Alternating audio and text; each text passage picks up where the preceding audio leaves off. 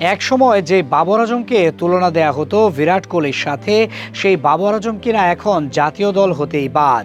বিশ্বকাপের ব্যর্থতায় শুধু টি-20 দল নয়, বাংলাদেশের বিপক্ষে যে ওয়ানডে সিরিজ খেলার কথা পাকিস্তানের, সেই দল হতেই বাদ দেওয়া হয়েছে তাকে। ভাবা যায়, যার ওয়ানডে গড় 50-এর ওপরে, একসময় যাকে তুলনা দেয়া হতো কোহলির সাথে, শেষ সিরিজেও যে 82 গড়ে রান করেছিলেন শ্রীলঙ্কার সাথে, সেই ক্রিকেটার এখন দল থেকে বাদ। প্রশ্ন আসতেই পারে, তবে কেন এমন হলো? আসলে পাকিস্তান ক্রিকেট বোর্ড বিশ্বকাপ ব্যর্থতার পর হতেই ক্ষিপ্ত। প্রতিটি খেলোয়াড়দের জরিমানা করেছে 50,000 রুপি। টি-20 বিশ্বকাপে 22 গড় 112 স্ট্রাইক রেটে 91 রান করেছেন তিনি। টি-20 দলে ব্যর্থ হলেও ম্যানেজমেন্টের রাগ যেন পড়েছে তার উপরে, আর সে কারণেই তো ওয়ানডে দল থেকেই বাদ দেওয়া হয়েছে তাকে। বাংলাদেশের সাথে 15 সদস্যের যে দল ঘোষণা করেছে পাকিস্তান, সেখানে নেই তিনি।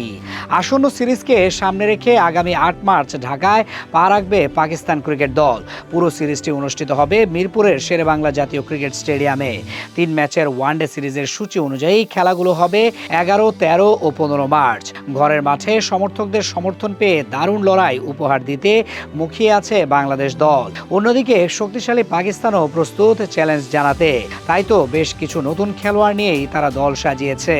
বিশ্বকাপ মঞ্চে পাকিস্তানের ব্যাটিং ভরসা ছিলেন সাকিবজাদা ফারহান। পুরো টুর্নামেন্টে 383 রান করে তিনি শুধু দলেরই নয়, বিশ্বকাপেরও সর্বোচ্চ রান সংগ্রাহকের আসন দখল করেন।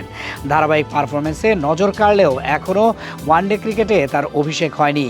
তবে বাংলাদেশের বিপক্ষে আসন্ন সিরিজেই সেই অপেক্ষার অবসান ঘটতে পারে। নির্বাচকদের পরিকল্পনায় থাকায় এই সিরিজ ফারহানের জন্য হতে পারে নতুন অধ্যায়ের সূচনা। ফারহান ছাড়াও দলে রয়েছেন কয়েকজন তরুণ ক্রিকেটার, যাদের এখনও ওয়ানডে অভিষেক হয়নি। এ তালিকায় আছেন আব্দুল সামাদ, মাজ সাদাকাত, মোহাম্মদ গাজী ঘড়ি, সাদ মাসুদ ও শামিল হোসেন। এদের মধ্যে সামাদ, সাদাকাত, সাদ মাসুদ এবং শামিল হোসেন সম্প্রতি পাকিস্তান শাহিনস দলে খেলেছেন। আবুধাবিতে ইংল্যান্ড লায়ন্সের বিপক্ষে সিরিজে নিজেদের সামর্থ্যের প্রমাণ দিয়েছেন তারা। ধারাবাহিক পারফরমেন্সই তাদের জাতীয় দলের দুয়ারে এনে দিয়েছে।